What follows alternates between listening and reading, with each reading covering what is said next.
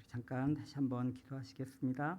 하나님 감사합니다. 오늘도 우리를 귀한 예배에 불러주시고 또 하나님의 말씀 앞에 우리를 비춰볼 수 있는 은혜를 주셔서 감사를 드립니다. 이 시간에 오늘 우리에게 허락하신 말씀 가운데 우리 각자가 자신을 비춰보며 우리의 삶을 비춰보며 그것으로부터 우리가 삶의 용기와 확신을 얻을 수 있는, 또 우리를 향한 그 하나님의 은혜가 얼마나 크신지를 하나님 확인하는 그러한 시간 되도록 인도해 주시길 원하옵고 예수님의 이름으로 기도합니다.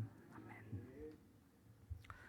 예, 우리 오늘 함께 나눌 고린도후서 12장 1절에서 10절까지의 말씀은 우리 바울의 자랑에 대한 그런 부분입니다. 제가 아는 그 한 분이 계신데 그분은 지금 60이 넘으셨어요. 우리 그 학교의 교원들은 65세가 은퇴신데 그분이 60이 넘으셨는데 출신 학교에 최근에 지원을 하셨어요. 그분은 어디 다른 조그만 학교에 지금 신약 교수님으로 계신데, 근데 이제 그분은 그 학교에서 이제 은퇴를 하는 것보다는 자신의 그 출신 학교에서 은퇴를 하고 싶은 마음이 있어서 60이 거의 다 넘으셨는데 근데도 그 학교를 지원을 하셨어요. 그런데 결과는 예상했던 것처럼, 사실 그분은 너무 실력도 좋으시고 너무너무 좋은 학자이신데 예상한 것처럼 안 되셨어요. 다시 갑자기 부산으로 여행을 가신다 그래서, 근데 본인이 아마 자기가 부산으로 그런 안 좋은 결과와 함께 부산으로 여행을 간다 그러니까 다른 사람들이 걱정할까 봐 갔다가 반드시 돌아오겠다. 그런데 그분의 그 삶이 오늘 말씀이랑 같이 좀 연관이 되는 것 같아요. 왜냐하면 그분이 박사 논문을 독일의 마인츠 대학에서 쓰셨는데 그분의 주제가 바울의 자랑이에요. 바울이 자랑하는 것들. 우리 사실 바울이 무엇을 자랑할까? 오늘 말씀을 우리가 같이 읽었는데 오늘 말씀이 바로 그 바울의 자랑인데 그 자랑을 통해서 우리가 얻을 수 있는 교훈이 많은 것 같아요. 공교롭게도 제가 책이 나온 이 주에 설교 제목이 자랑이 돼서 굉장히 마음이 지금 편하지가 않은데, 사실은 이 오늘 말씀을 제가 그 선택한 것은 지난 그 설 때 저희 가족이 모였을 때 설교를 제가 했었던 본문이에요. 그래서 그 짧은 기간 안에 다른 어떤 본문을 찾아내기가 어려워서 제가 그 말씀을 다시 오늘 가지고 말씀을 함께 나누고자 합니다. 우리 본문에 한번 집중해서 생각을 해본다면 우리 12장 1절에 보면 무익하지만 이미 이 자랑하는 것이 참 무익하다라는 그러한 부담을 가지고 바울이 말을 하고 있는데, 무익하지만 내가 부득불 자랑을 한다 이렇게 말을 하고 있습니다. 그러면서 꺼낸 것이 주의 환상과 계시라는 것이죠. 환상 혹시 보신 분 있으세요? 나는 환상을 보았어. 그 조금 개인적인 일이지만 저희 저 바로 위에 누님께서 예전에 그 저한테 꼭 그 잠에서 깨면은 저한테 꿈 얘기를 하는데 어젯밤 꿈에 사탄이 와서 내 머리를 뚜껑을 열었다는 거예요. 그리고 그 안에다 뭘 집어넣고 다시 닫고 갔다는 거예요, 꿈에서. 그래가지고 제가 그랬죠. 뭐 그때 어때 했냐. 그래서 그렇다 그러면은 그럼 개꿈이야. 그랬던 기억이 나는데 물론 저는 환상과 계시를 폄하하거나 이제 그것이 전혀 쓸모없는 것이다라는 그런 말씀을 드리려고 하는 것은 아니고요. 그런데 오늘 보면 바울이 주의 환상과 계시를 말하려고 하는 그런 지금 작정을 한 것을 볼 수가 있습니다. 그 내용을 보면 내가 그리스도 안에 있는 한 사람을 아노니 그는 이 어떤 그 3인칭의 어떤 사람을 이렇게 가정을 하는데, 내가 그리스도 안에 있는 한 사람을 아노니 그는 14년 전에 셋째 하늘에 이끌려 간 자라 이렇게 말을 하고 있습니다. 셋째 하늘이다. 어떤 곳인지 저는 잘 모르겠어요. 그러나 여기에서 말하는 이 3인칭으로 말하는 지금 바울이 말하는 그 사람, 근데 그가 몸 안에 있었는지 몸 밖에 있었는지 나는 모르거니와 하나님은 아시느니라. 이 3인칭의 어떤 설정된 그런 어떤 사람과 갑자기 나가 연결이 되죠. 그 사람이 그가 몸 안에 있었는지 몸 밖에 있었는지 나는 모르거니와 하나님은 아신다. 이것이 자신의 이야기인지 다른 사람의 이야기인지가 조금 막 이렇게 좀 헷갈리게 만드는 그런 이상한 말을 지금 하고 있는 것이죠. 그리고 3절에 보니까 내가 이런 사람을 아노니 그러면서 또 말을 하죠. 그가 몸 안에 있었는지 몸 밖에 있었는지 나는 모르거니와 하나님은 아시느니라. 그리고 4절에 이렇게 말 그가 낙원으로 이끌려가서 말로 표현할 수 없는 말을 들었으니 사람이 가히 이르지 못할 말이로다. 이 주의 환상과 계시를 말을 하면서 바울이 이런 경험을 지금 소개를 하고 있습니다. 그런데 바울이 왜 여기서 이런 말을 하는 것일까요? 도대체 왜? 갑자기. 그러나 우리가 고린도후서를 아마 차근차근히 읽어보신 분들은 12장에 왜 바울이 갑자기 이런 부득불, 무익한 것을 알면서도 부득불 왜 이런 말을 하는지를 아마 짐작을 하실 수 있으리라 생각합니다. 우리의 삶 속에서 우리가 자랑을 참 많이 하게 되죠. 얼마 전에 제가 어떤 한 분을 만났는데 저한테 많은 자랑을 하시더라고요. 그 자랑을 들어보면 우리는 이분이 연세가 어느 정도 되신다. 여러분들이 아마 그 녹취록을 가지고 이렇게 보면 이분이 이런 내용을 자랑을 하시는구나. 그러면 이분은 한 80대 정도 되시겠구나. 혹은 이런 자랑을 한다 그러면 이분은 한 50대 정도 되겠구나. 뭐 이런 자랑을 한다 그러면 이분은 한 30대 혹은 40대 뭐 이 정도 그게 가능할지도 모르겠다는 생각이 좀 들더라고요. 우리의 삶 속에서 우리가 살아가면서 여러 가지 이야기들을 나누는데 우리 성도님들은 지금 무엇을 자랑을 하고 계십니까? 지금 자랑할 게 어디 있어요? 요즘 같은 세상에 누가 자랑할 게 있겠어요? 모두 다 힘들고 모두가 어렵고 모두 다 아프고 모두 다 수많은 일의 그 스트레스 가운데서 살아가면서 앞날을 내다볼 수 없는 이 세상에서 도대체 무엇을 자랑할 수 있겠습니까? 이렇게 말씀하실 수도 있을 것 같습니다.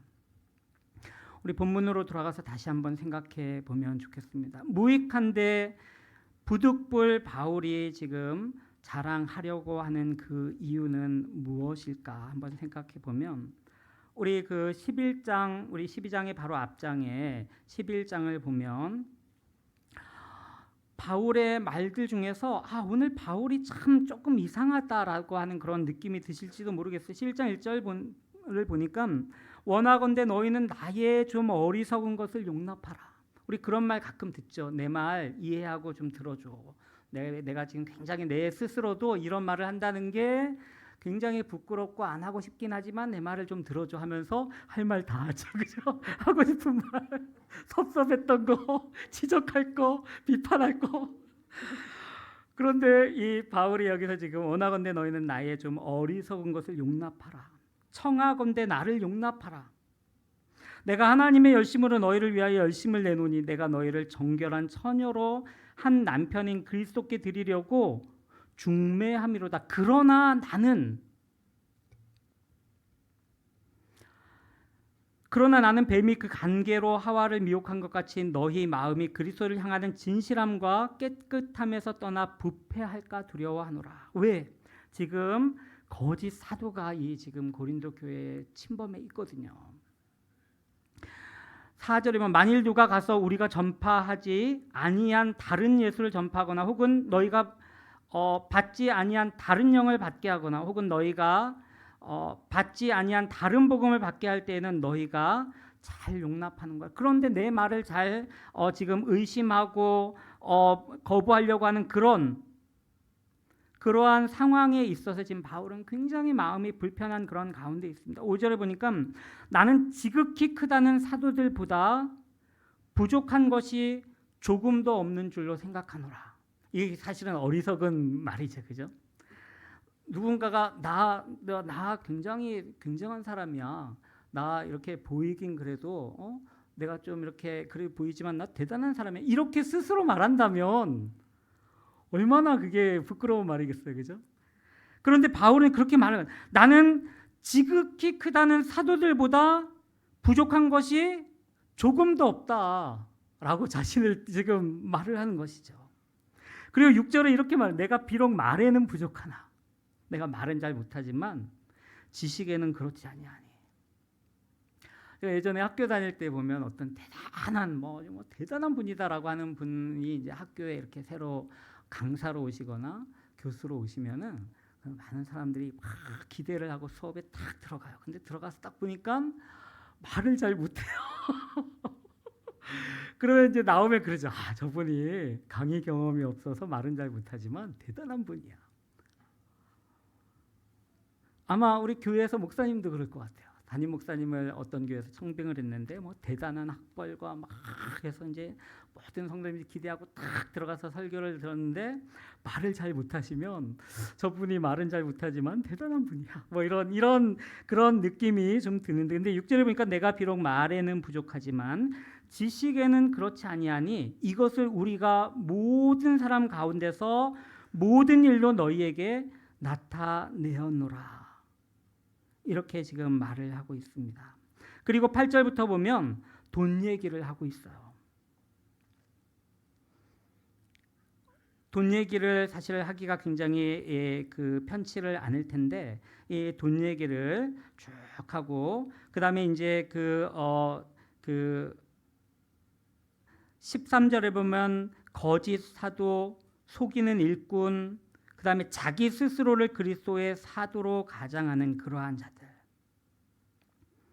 그러면서 그러한 사람들을 사탄에 비유를 합니다. 사탄도 자기를 광명의 천사로 가장한다라고 이렇게 말을 하고 있습니다. 그리고 이제 11장 후반부로 넘어오면 바울이 여러 가지 자랑거리들을 여기서 내놓는 것을 볼 수가 있습니다. 그러면서 17절에 또 이렇게 말을 합니다. 오직 어리석은 자와 같이 기탄 없이 자랑한다라고 이렇게 말을 하고 있습니다. 그러면서 바울은 여기서 육신의 자랑을 늘어놓기 시작합니다. 우리는 오늘날 우리의 기준으로 볼 때에 그게 뭐 대단한 일일까라고 이렇게 생각할 수도 있는데, 그런데 22절에 보면 바울이 이런 말을 해요. 그들이 히브리인이냐? 나도 그러하다. 그들이 이스라엘인이냐? 나도 그러하다. 그들이 아브라함의 후손이냐? 나도 그러하며 그들이 그리스도의 일꾼이냐? 정신없는 말을 하거니와 나는 더욱 그러하도다. 이렇게 말을 하고 있어요.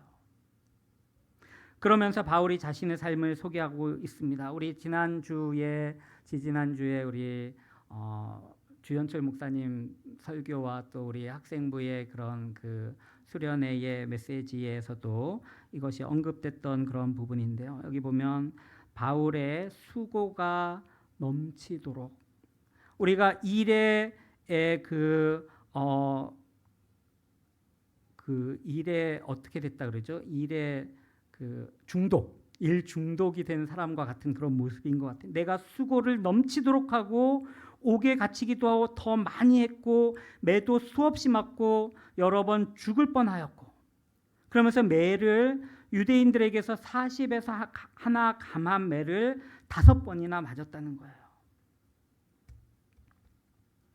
제 머릿속에서도 매 맞은 기억이 참 많이 나는 것 같아요. 아직까지도 선명한 그림으로 남아있는 교실의 그림이 저는 있어요. 모두 책상에 올라가서 무릎 꿇고 앉아! 책상에 무릎 꿇고 와서 앉아있으면 저쪽부터 위에 허벅지 부분을 이렇게 때리면서 오면 저쪽 책상에서 가슴이 쿵쾅쿵쾅쿵쾅 점점 다가올 때 그런. 근데 이 유대인들에게서 40에서 하나 감한매를 5번이나 맞았고 3번 태장으로 맞고 1번 돌로 맞고 3번 파선하고 1주야를 깊은 바다에서 지냈다는 거예요. 여러분들 바다에 떠서 하루를 지낸다고 생각을 해보세요. 여러 번 여행하면서 강의 위험과 강도의 위험과 동족의 위험과 이방인의 위험과 시내의 위험과 광야의 위험과 바다의 위험과 거짓 형제 중의 위험과, 그리고 또 수고하고 애쓰면서 여러 번 자지를 못하고 줄이고 목마르고 여러 번 굶고 춥고 헐벗었다. 그리고 28절에 보면 이런 말을, 이 외의 일은 고사하고 아직도 날마다 내 속에 눌리는 일이 있으니 곧 모든 교회를 위하여 염려하는 것이라. 우리 사람의 마음에 누군가를 위해서 염려하는 마음이 있으시면 여러분들 많이 힘드시죠? 많이 힘드시지 않나요? 제가 아는 어떤 교수님은 나라를 염려하다가 뇌경색이 오셨어요. 우리가 기억하는 몇 년 전에 그 촛불 광장에 그 추운 날씨에 나가시고 나라를 걱정하는 마음에 뇌경색이 오셨어요. 제가 예전에 신대원 다닐 때에, 제가 다닐 때 2010년에 우리 목사님들은 더 일찍 신대원을 다니셨는데, 그때에 신대원에서 제가 3년을 기숙사에 살았는데, 기숙사에 살면서 항상 그 양지의 그 골짜기를 생각하면서 저는 굉장히 마음이 많이 아팠었어요. 우리 총신이, 우리 자랑스러운 우리 총신이 정말 학문적으로 경건의 아주 그 온전한 모습을 회복했으면 좋겠다는 그런 마음으로 참 그 골짜기를 많이 생각하고 기도를 참 많이 했던 그런 기억이 나는데, 그런데 28절에 보면 바울이 지금 아직도 날마다 내 속에 눌리는 일이 있다는 거예요. 마음이 얼마나 그 일 때문에 힘들고 불편한지. 그것이 뭐냐면 모든 교회를 위해서 염려하는 것. 특히 이 자신이 개척하고 세운 이러한 전도했던 이 교회들이 지금 거짓 사도의 그 위험 가운데서 흔들리는 그 모습을 보면서 바울이 얼마나 이렇게 지금 염려하는 그러한 가운데 있는지를 우리가 볼 수가 있습니다. 29절에 누가 약하면 내가 약하지 아니며 누가 실족하게 되면 내가 애타지 아니하더냐. 내가 부득불 자랑할진대 내가 약한 것을 자랑하리라. 나의 이 힘들고 어렵고 고난 가운데 있었던 나의 삶을 내가 자랑하리라 라고 이렇게 말을 합니다. 이 11장에서 사실은 바울의 자랑이 오늘 말씀의 교훈과 같이 이렇게 이미 끝이 나고 있어요. 그런데 다메섹의 일을 또 언급하고, 그런데 12장에 다시 한번 바울이 원점으로 들어가요. 무익하지만 내가 다시 부득불 자랑을 하는데, 그러면서 이 주의 환상과 계시를 말한다는 것이죠. 우리 오늘 주보에 보면 우리 그 목장 예배에 가정 하브르타가 있습니다. 이거 나중에 목장 모임하실 때 여러분들이 보셔야 되는데, 저는 우리 교회에서 이 목장 예배 하브르타를 설교 때마다 이렇게 준비해서 드리는 게 참 좋다는 생각이 들어요. 저 스스로도 설교를 준비할 때에 목장 이 가정 예배의 하브르타 1번 사실 질문, 2번 상상 질문, 3번 적용 질문, 4번 메타 질문, 이 4가지를 준비하다 보면 설교 준비가 끝나요. 사실은 이게 우리가 성경을 볼 때에 전형적인 그런 하나의 표준이 되었으면 좋겠어요. 여러분들, 근데 대부분의 성도들은 사실은 사실 질문만 하고 다 그냥 본문을 떠나버리거든요. 그죠? 사실 질문 한번 보시죠. 바울이 부득불 자랑하는 것은 무엇입니까? 1절 4절 찾아서 쓸 수 있어요. 그죠? 그러나 바울이 진정 자랑하고 싶은 것은 무엇입니까? 5절 바울이 스스로 밝히는 육체에 가시는 것 무엇이, 그것이 바울 자신에게 주는 의미는 무엇입니까? 조금 표면적인 것만 해서는 조금 더 들어가는 그런 질문이긴 하지만 7절 바울은 이것을 위해서 하나님께 어떻게 간구하였고 하나님의 응답은 무엇입니까? 3번 간구했고 하나님은 노하셨어. 바울의 간구와 하나님의 응답에서 바울이 깨달은 것은 무엇입니까? 이것도 조금은 더 깊이 들어가야 되는 그런 질문이지만, 이렇게 사실 질문을 하고 나서 상상 질문, 내가 지금 부득불 자랑을 좀 할 것이 있다면 그것은 무엇입니까? 내 삶에 한번 연결시켜 보는 거예요. 우리가 오늘날 사실은 저희 많은 성경학자들이 다는 아니지만 일부의 사람들이 우리가 하나님의 말씀을 열심히 연구하는데 그것이 실질적인 사람의 삶에 어떻게 연관되느냐 하는 질문을 많이 던지고 있어요.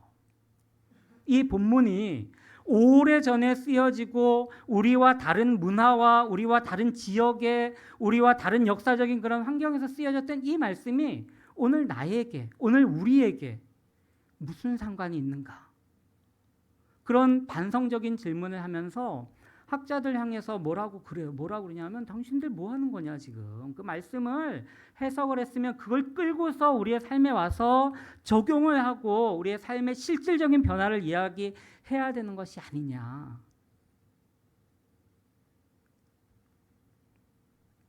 그런 반성적인 질문을 참 많이 하거든요. 우리는 사실은 그래야 된다는 것이죠. 우리 코로나가 가지고 온 그런 큰 변화 중에 하나가 우리 성도님들이, 우리 교회 성도님들도 포함해서 제가 볼 때는 우리 많은 성도님들이 굉장히 불안해지신 것 같아요. 어떤 점에서 불안하냐면 교회를 통해서 얻는 것이 예전보다 많이 적어졌다라는 것이죠. 하나님의 말씀을 설명해주고 하고 하는 모든 예배의 어떤 그런 횟수도 줄어들고 교회에서 제공하는 많은 성경 공부가 지금 일단은 나중에 조금만 있다가 코로나 좀 진정되면 뭐 또 계속 이렇게 된다라는 거죠. 학교의 교육이 많이 부실해졌다라고 말을 하는데 그래서 지금 저희도 다음 주부터 등교 수업이에요. 다음 주가 아니라 내일부터. 기대도 되지만 걱정도 많이 되는. 교육의 질 하라를 많이 이야기를 하고 있는데 그런데 우리 교회도 마찬가지라는 것이죠. 코로나 기간 중에 여러분들 더 열심히 성경을 읽으시나요? 더 읽으셔야죠, 그죠? 그러면서 끊임없이 나의 삶과 말씀을 연결시켜야 된다는 거죠. 그렇게 말하는 학자들이 가장 내세우는 것이 바로 삼위일체 하나님의, 특별히 성부 하나님께서 육체를 가지시지 않은 하나님께서 육체의 이 세계 속으로 친히 들어오셔서 여기서 함께 고통당하시고 함께 고민하시고 함께 슬퍼하시고 그 삶을 겪으시면서 우리에게 보여주신 그 교훈. 그래서 우리가 말씀을 읽고 이해하고 적용할 때에도 그 말씀이 우리의 삶에 직접적으로 닿아야 된다라는 것이죠. 제가 이 목사님이 책을 갖다 놓으셔가지고 이거를 잠깐 여기 제일 마지막에 제가 이렇게 제 소개를 했어요. 2014년 이래 비블로스 성경인문학 연구소의 연구원으로 있으면서 사회 변혁을 위한 성서 연구에 매진하고 있다. 사실 매진하고 많이 매진은 못하지만 제 소망은 말씀을 읽고 해석하면서 그 말씀을 우리의 사회에, 우리의 삶을 변혁시키는 그런 방향으로 가야 된다라는 것이죠. 그리고 나서 제가 상상 질문 2분에 이렇게 질문을 한번 던졌어요. 바울이 말하는 1절에서 4절은 가만히 생각해 보면 어떤 의미가 있을까요? 이것은 단순히 천국에 갔다 왔다거나 어떤 환상을 보았다거나 하는 것과 동일한 것일까요? 우리 오늘 말씀의 1절 4절을 보면 이것은 바울 자신의 말인 것 같아요. 바울이 자기의 자랑과 자기의 변명을 계속하는 맥락에서 다른 사람의 어떤 경험을 가져다가 사실 이야기할 필요는 없는 것이죠. 이건 자신의 이야기라고 확신을 가질 수 있을 것 같아요. 그러나 바울이 자신의 이야기지만 이렇게 자신이 아닌 것처럼 하면서 말을 하는데 바울이 이렇게 말한 주의 환상과 계시의 의미는 무엇일까요? 여러분들 왜 바울이 이 이야기를 지금 하고 있을까요? 왜? 많은 자랑을 다 내려놓고 다 이거 무익하고 나는 그냥 나의 약한 것을 자랑할 거야. 나는 굉장히 뭐 학벌도 좋고 나는 아는 것도 많고 열심히 있고 누구보다도 열심히 봉사하는 사람임에도 불구하고 나는 약한 것을 자랑하리라라고 11장에서 결론을 맺은 다음에 12장에 와가지고 또 이야기를 꺼내는 이유는 무엇일까 한번 생각해 보면, 왜냐하면 이것이 굉장히 중요한 사실이기 때문이에요. 특히 누구에게 중요하냐 하면 하나님의 사역자에게 있어서 정말 중요한 사람이에요. 제가 자란 교회 목사님이 약점이 하나 있었는데 우리 김병지 목사님 말고 제가 자란 우리 교회 목사님이 방언을 못하셔요. 그래서 교회에서 방언 못하게 해요. 방언하지 마! 예언 큰일 나요. 해석 무슨 그게 해석이 무슨 아주 칠. 근데 이 목사님이 변화된 시점이 학생부 수련회에서 그 목사님의 아들이 방언을 받고 난 다음에 이분이 방언의 완전히 바뀌었어요.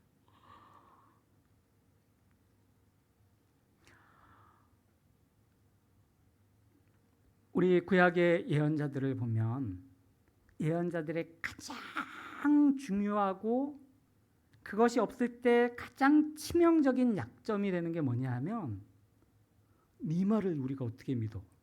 사람들이 가서 이것은 하나님의 말씀이다라고 전파를 하는데 그 말을 그게 하나님의 말씀인지 아닌지를 내가 어떻게 믿어? 소위 말하는 그 라이센스가 필요하다라는 거죠. 우리 저도 그렇고 우리 주현철 목사님도 그렇고 우리 박예찬 전사님은 아직 없어요. 우리 김병용 목사님도 그렇고 저희는 다 강도권이 있어요. 강도권이라는 건 설교를 할 수 있는, 우리 박예찬 전사님은 없어요 아직. 그런데 이런 라이센스가 필요한데 그것을 어떻게 증명하느냐, 그게 굉장히 중요하거든요. 구약에서 그것을 증명할 수 있는 유일한 것이 바로 하나님을 만난 거예요. 이사야 선지자는 그래서 6장에서 자신의 환상과 자신의 계시를 쫙 펼쳐 보이죠. 높이 들린 성전에서 높이 들린 보좌에 앉으신 흰 옷을 입으신 그 하나님, 그 옷이 성전에 가득한 그것을 이 이사야 선지자는 문틈에서 봐요. 옛날에 전설의 고향 볼 때 눈 이렇게 가리고 틈으로 보면서 막 무서워하고 막 문틈으로 그것을 보면서 내가 이것을 보았으니 이제 나는 죽었구나. 화로다 나여 망하게 되었도다. 왜? 입술이 부정한 백성 중 나는 입술이 부정하고 그 백성 중에 거하는데 내가 거룩하신 하나님을 보았다는 거죠. 그 하나님은 굉장한 광경 속에 있는 것이죠. 날개가 6 달린 스랍들이 두 날개로는 눈을 가리고 보면 안 되니까, 그죠? 두 날개로는 자신의 발을 가리고 두 날개로는 날면서 옛날 성경에 창화하여 가로되 거룩하다 거룩하다 거룩하다 만군의 여호와여. 그 하나님의 영광이 온 땅에 가득하다. 그 이사야의 환상 속에서 보았던 그 스랍들의 찬양이 오늘 우리에게까지 찬양되고 있잖아요. 거룩 거룩 거룩. 뭐 이 중세 때의 많은 그 기독교의 그런 어떤 그레고리안 찬트라든가 뭐 이런 것들 보면은 전부 상투스 상투스 상투스 뭐 이런 그것이 이사야 선지자가 어디에 가나 하나님 말씀을 담대하게 전할 수 있는 그 명분이 되었다는 것이죠. 또 모세를 생각해 보면 모세도 마찬가지죠. 출애굽기 3장에서 불에 타지만 타서 없어지지 않는 그 떨기나무의 그 경험, 그 거룩한 너가 선 곳은 거룩한 곳이 너의 발에서 신을 벗으라 라고 하는 그 자리, 그 상황, 그 경험이 모세의 평생의 사역에서 당신이 무슨 권위로 우리에게, 나는 하나님을 만난 사람이야, 하나님으로부터 그 말씀을 받는 사람이야, 모든 사역자가 다 그렇다는 거죠. 그러나 바울은 신약시대 때의 바울은 신약시대 때 여기서 말하는 소위 말하는 여기 아까 보면은 지극히 크다는 사도들 이들이 누구냐면 바로 예수님과 함께 다니던 그 사도들이에요. 그러나 바울은 아니에요. 바울은 항상 그것이 약점이라는 것이죠. 난 다메섹 도상에서 만났어. 그러나 그것도 모자란. 그래서 바울은 사실은 여기에서 자신의 이 사도, 내가 진짜 사도이다. 나도 분명한 권위를 가진 사도이다라는 말을 하기 위해서 바로 이 정말 신비로운 이 경험을 지금 이야기를 하고 있다는 것입니다. 어떻게 보면 이러한 말까지 하는 것이 바울에게 편치는 않았을 것 같아요. 그런데 이제 이 6절에 보니까 내가 만일 자랑하고자 하여도 어리석은 자가 되지 아니할 것은 내가 참말을 한다. 우리가 자랑할 때 조금 참말이 아닌 것을 조금 섞으시나요? 조금만 과장되게 이 정도는 막 이렇게 그죠? 그런데 여기에서 바울이 이렇게 말을 합니다. 그러나 누가 나를 보는 바와 내게 듣는 바에 지나치게 생각할까 두려워한다라는 참말을 하면서도 누가 나를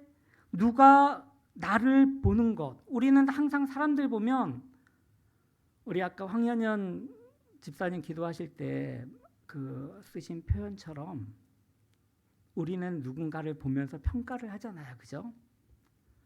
저 사람은 이렇고 저 사람은 이렇고 이 사람은 이렇고 근데 우리는 항상 보면 누가 나를 보는 바가 있어요. 그리고 내게 듣는 바가 있어요. 내가 저 사람을 이렇게 평가하는데 저 사람이 스스로 나 대단한 사람이야. 나는 대단하게 보진 않는데 나 대단한 사람이야. 이러면은 안 맞잖아요, 이게. 그죠? 안 맞잖아요, 이게. 차라리 나를 낮추는 게 나는 참 부족합니다. 주여, 나는 부족합니다. 나는 정말 정말 약합니다. 그런데 다른 사람은 그래도 저 사람은 굉장히 괜찮은 사람이다. 그래도 괜찮은 사람인데 근데 낮춰지면 이것이 어긋나더라도 큰 문제가 없어지는데 그런데 이것이 아니. 그래서 바울은 그런 걱정까지 하는 것이죠. 그러면서 이제 바울이 7절에 이렇게 말을 하고 있습니다. 우리 7절부터 굉장히 중요한 말을 하고 있습니다.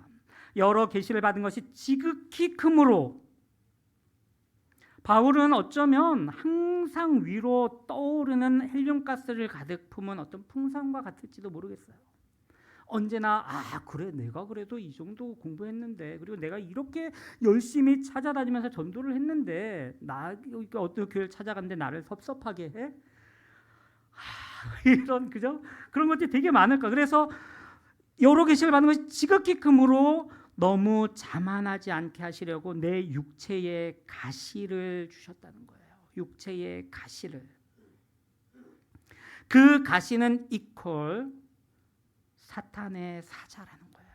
내게 있는 육체의 가시가 사탄의 사자라는 거예요. 사탄의 사자라는 것은 내 일을 방해하고 어렵게 만들고 더디게 만들고 힘들게 만들고 포기하고 싶게 만드는 바로 그러한 그 육체의 가시가 나에게 있다라는 거예요. 그게 없으면은 바울은 더 열심히 일을 하고 더 성공하고 더 잘 될 텐데 그러나 내 육체의 가시가 있고 그것은 이퀄 사탄의 사자인데 하나님 이 사탄아 물러가라. 이거 좀 어떻게 좀 해결을 이렇게 됐으면 좋겠는데 그런데 그게 안 되는 거예요. 그러니 바울이 가만히 생각해 보니까 그 이유가 이는 나를 쳐서 너무 자만하지 않도록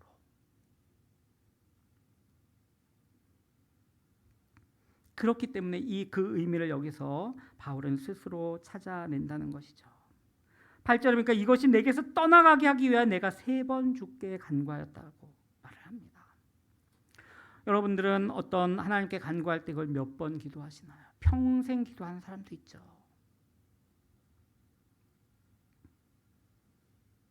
평생 기도를 하는데도 안 될 때도 참 많아요.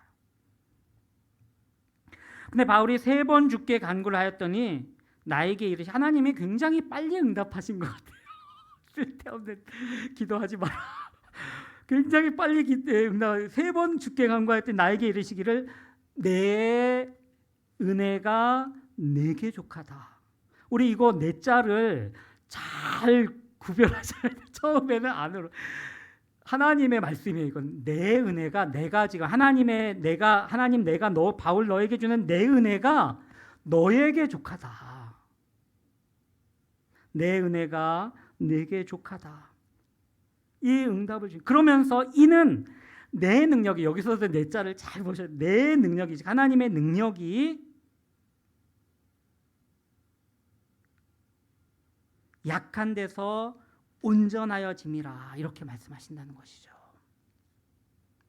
약한 가운데 어려운 그 가운데에서 하나님의 능력이 온전해진다라는 거예요. 뭐 이 사실은 우리가 너무나 잘 아는 것 같아요. 저도 제 인생을 이렇게 돌아보면 정말 어렵고 힘들 때가 내가 가장 하나님께 가까이 가 있었던 때였던 것 같아요. 매일 기도해. 매일 문제가 해결 안 되면 매일 기도해. 매일 기도.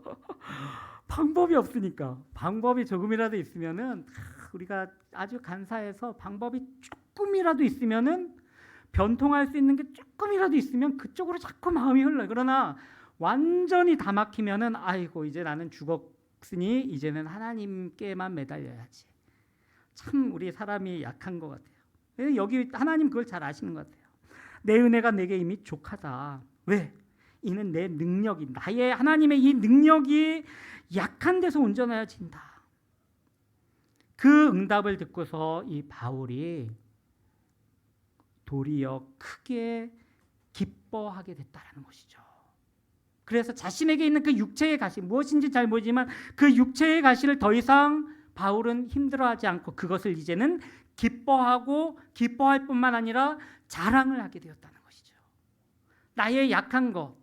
여러분들 어떤 거 자랑하시겠어요?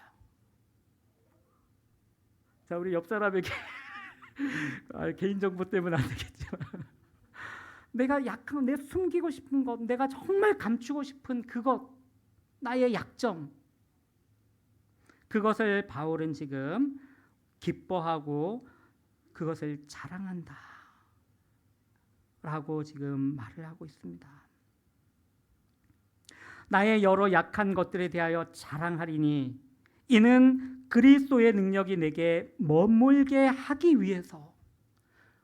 그리스도의 능력이 나에게 지금 없습니까? 그리스도의 능력이 나에게 머물기 위한 유일한 길은 내 약한 것들을 하나님께 고백하고 하나님께 나아갈 때 그렇다는 것이죠. 제가 지난번에 말씀 나눴던 것도 사실은 욥이 가장 하나님께 가까이 갔을 때는 가장 힘들 때였던 것 같아요. 가장 힘들 때. 그래서 오늘 말씀에 보니까 10절에 바울이 이렇게 결론을 맺고 있습니다. 그러므로 내가 그리스도를 위하여 약한 것들과 능욕과 궁핍과 박해와 곤고를 기뻐하노니 이것을 바울은 자랑을 하는 것이죠. 약한 것들, 능욕, 궁핍, 박해, 곤고 이러한 것들을 바울이 하나님께 내어놓으면서 이것을 자랑을 하고 있습니다. 왜냐하면 내가 그 가운데 있을 때에 가장 강하기 때문에 그렇다라는 것이죠. 우리가 사실은 오늘을 살아가는 우리는 정말 참 어려움 가운데 살아갑니다. 누구에게나 다 정도의 차이는 있지만 그런 것 같아요.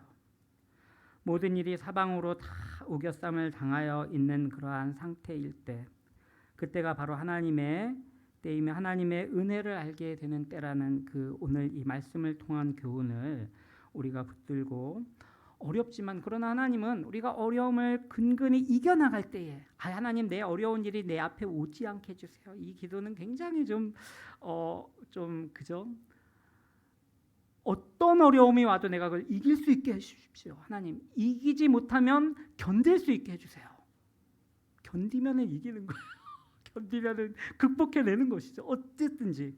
그래서 우리가 그러한 기도를 우리가 같이 드릴 수 있는 이 오늘 이 시대를 살아가는 저와 우리 성도님들이 되었으면 좋겠습니다. 우리 같이 찬양을 우리 그 사랑 이 찬양을 드리시고 우리 같이 기도하시겠습니다.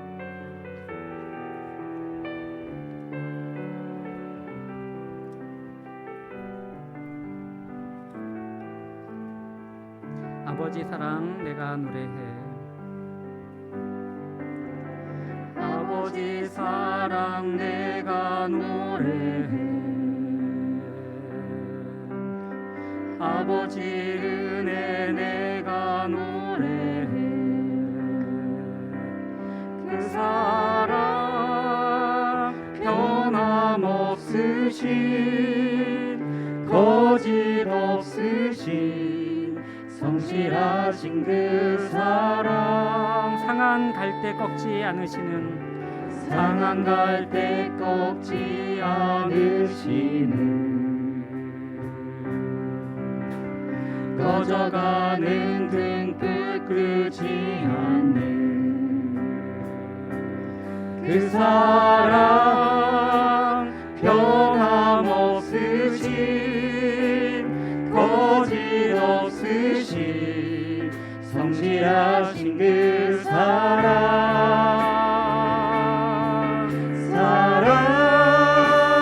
사랑 그 사랑 날 위해 죽으신 날 위해 다시 사신 예수 그리스도 다시 오실 그 사랑 죽음도 생명도 천사도 하늘의 어떤 권세도 끊을 수 없는 영원한 그 사랑 예수. 아멘. 우리 이 찬양의 가사를 우리 생각하면서 이 시간에 같이 기도했으면 좋겠습니다. 우리 무엇보다도 우리가 오늘 말씀을 또한 생각하면서 우리가 어려움 가운데 있을 때에 그 어려움을 누가 알겠습니까? 사실은 우리 마음속에 그 깊은 고민을 누구와 함께 나눌 수 있겠습니까? 그것을 온전히 하나님께 내어놓으며 하나님 내가 이렇게 어렵고 슬프고 낙심한 가운데 있는데 하나님 이 자리에 오셔서 나를 붙들어 주시고 나를 일으켜 주시고 나에게 힘을 주시고 내가 나아갈 길을 하나님께서 알려주실 것이라는 그러한 확신을 가지면서 우리 이 시간 같이 기도했으면 좋겠습니다. 우리 주변에 생각해보면 힘든 사람이 참 많은 것 같아요. 머리에 생각나시는 분들을 우리 이름을 부르면서 정말 그분들을 위해서도 기도했으면 좋겠습니다. 그분들이 그 어려운 상황에 아무것도 보이지 않는 그 깜깜한 상황에서 우리 하나님을 바라볼 수 있도록 그래서 그 하나님으로부터 힘을 얻을 수 있게 해달라고 기도했으면 좋겠습니다. 우리 같이 합심해서 기도하시겠습니다. 하나님 아버지 참으로 감사를 드립니다. 아버지 하나님 우리의 삶 속에 수많은 어려움과 고민과 아버지 하나님 낙담과 좌절과 힘듦과 어려움 가운데 아버지 하나님 우리 하나님께서 이 은혜를 주신 줄 믿습니다. 하나님 아버지 우리 그 자리에 우리를 찾아와 주셔서 우리의 상한 그 마음을 치유하시며 우리를 정말 주님 회복시키시는 그 하나님의 은혜를 우리 모든 성도님들이 경험할 수 있도록 주여 붙잡아 주시길 원합니다. 아버지 하나님 장래가 불투명하고 우리 앞길이 보이지 않는다 할지라도 그러나 온전히 하나님을 의지하며 하나님께 나아갈 수 있는 저희들 수 있도록 주여 붙잡아 주시길 간절히 소원합니다. 하나님 아버지 우리가 바울과 같이 우리의 어려움과 우리의 약함과 우리의 정말 주님 그 연약함을 주여 온전히 하나님 자랑할 수 있는 저희들 될 수 있게 하시고 기뻐할 수 있는 저희들 될 수 있도록 주여 붙잡아 주시길 간절히 소원합니다. 하나님 아버지 코로나가 이렇게 엄중한 그 시기를 우리가 살아왔고 이것이 언제 끝날지도 모르는 그러한 가운데 있지만 하나님 아버지 이 자리에서도 우리가 하나님을 온전히 붙들고 나아갈 수 있게 하시고 온전히 우리 하나님께서 우리에게 주시는 그 길을 인도하실 그 길을 온전히 신뢰하며 힘들지만 견딜 수 있는 저들 될 수 있도록 주여 인도하여 주시옵소서. 아버지 하나님 아버지 하나님